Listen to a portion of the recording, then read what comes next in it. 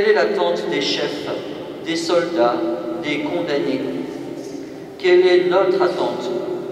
Que voudrions-nous que Jésus fasse pour nous? Est-ce que le monde et que nous attendons vraiment le salut de Dieu, de Jésus?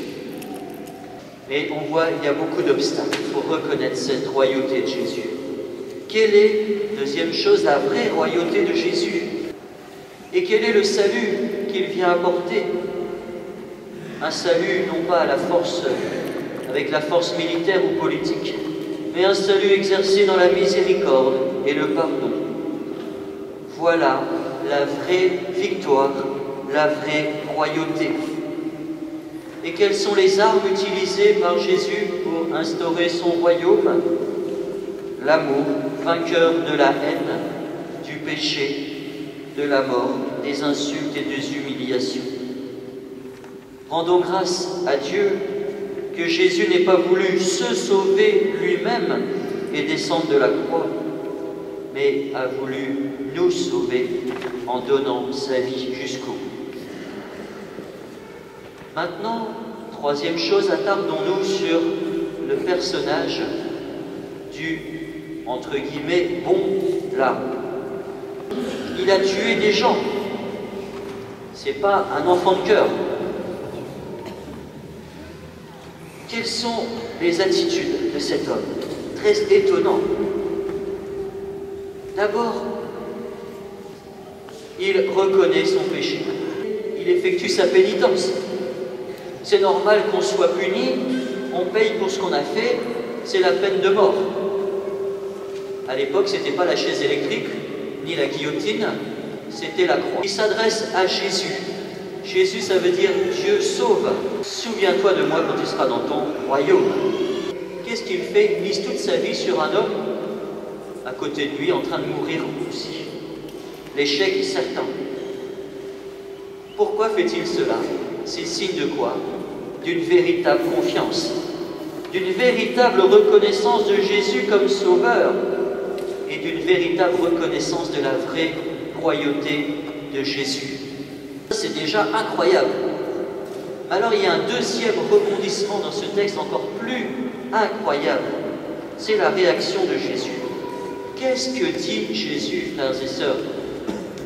Il ne dit pas « Écoute, reviens dans un mois ».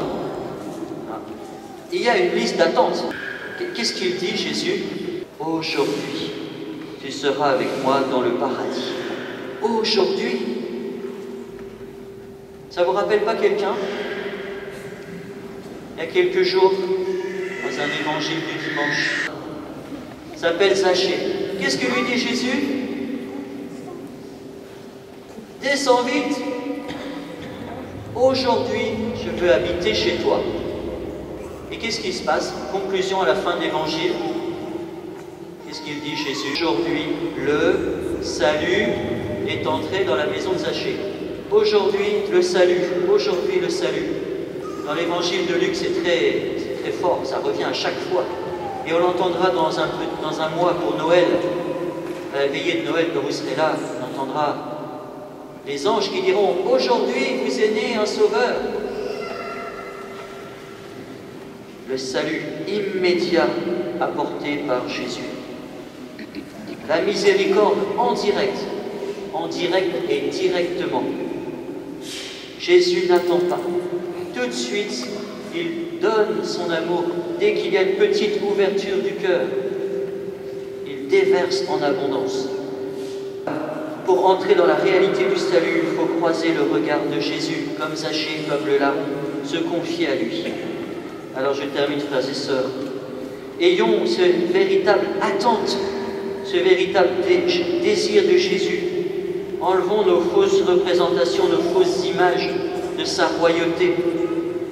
Accueillons-le comme le Sauveur, avec aussi les conséquences que cela peut produire comme changement de vie pour nous. Ça peut chambouler notre ronron et nos habitudes. Entrons dans la confiance, jetons-nous dans la miséricorde en reconnaissant nos péchés. Certes, son royaume n'est pas de ce monde, mais en même temps, comme le disait saint Paul dans la deuxième lecture, sa victoire est déjà réalisée. Supplions-le, accueillons cette victoire de sa miséricorde, de son amour. Laissons-nous transformer, sauvés par le Christ.